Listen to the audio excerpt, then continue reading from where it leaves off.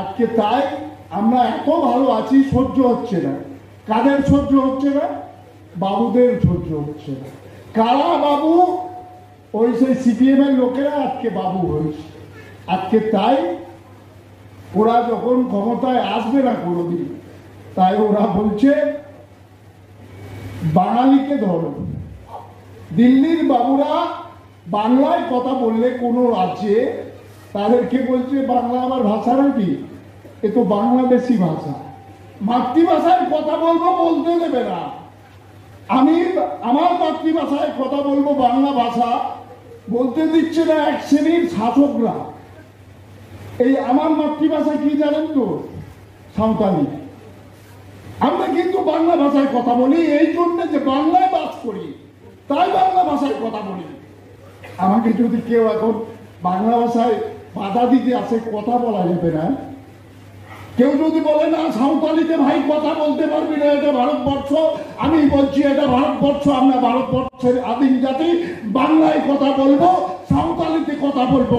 কার বাপের সাধ্য আছে? বলবো বলবো। দরকার হলে যারা আমার মাতৃভাষাকে কেড়ে নিতে চাইছে, জিভ ছিঁড়ে নেবো, ছিঁড়ে নেবো, ছিঁড়ে নেবো। আমার ভাষায় কথা বলতে পারবো না, বাবুরা ঠিক করে যাবে, ওই দিল্লির বাবুরা। আমি কি খাবো কি পরবো সেটা ঠিক করে দেবে দিল্লির বাবুরা। আমরা বলছি ভাই 2026 আমরা আছি, আমরা থাকবো, আমরা বাংলা ভাষায় কথা বলবো, আমরা বাংলায় আছি, রবীন্দ্রনাথের বাংলায় আছি, আমরা কথা বলবো। আর মমতা ব্যানার্জি এই বাস্তুদের অধিকার দিয়েছে, উদ্বাস্তুদের, তাই আমরা আছি, থাকবো। বাংলা ছাড়া কিছু হবে না। মমতা ব্যানার্জি আছে, যারা এখনো বাংলার বিরুদ্ধে, বাঙালিদের বিরুদ্ধে চক্রান্ত করছে, তাদেরকে বলি ভাই বিজেপি উঠে গেছে, আর থাকবে না। সিপিএম তো কবে চলে গেছে, দেখতে গেলে এখন চিড়িয়াখানায় যেতে হবে ওদের দেখতে, সিপিএম নেই। তাহলে সিপিএম চলে গেছে চিড়িয়াখানায়, আমরা দেখতে যাব না। বিজেপি টিম টিম করে চলছে, সবাই মিলে। আমরা গরিব মানুষরা, আমরা ভারতবর্ষের আদিম জাতি যারা যারা উদ্বাস্তু, আমরা সবাই মিলে ওই বিজেপির যে শাসনযন্ত্র, যে শোষণ, সেই শোষণের হাত থেকে রক্ষা পেতে সকলকে আহ্বান জানাচ্ছি।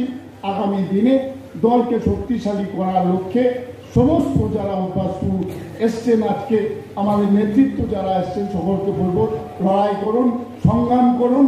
ভাষা আমাদের বাংলা, বাস করি বাংলায়। আসলে যদি আমাদের অধিকার কেড়ে নিতে, ছিঁড়ে নেব।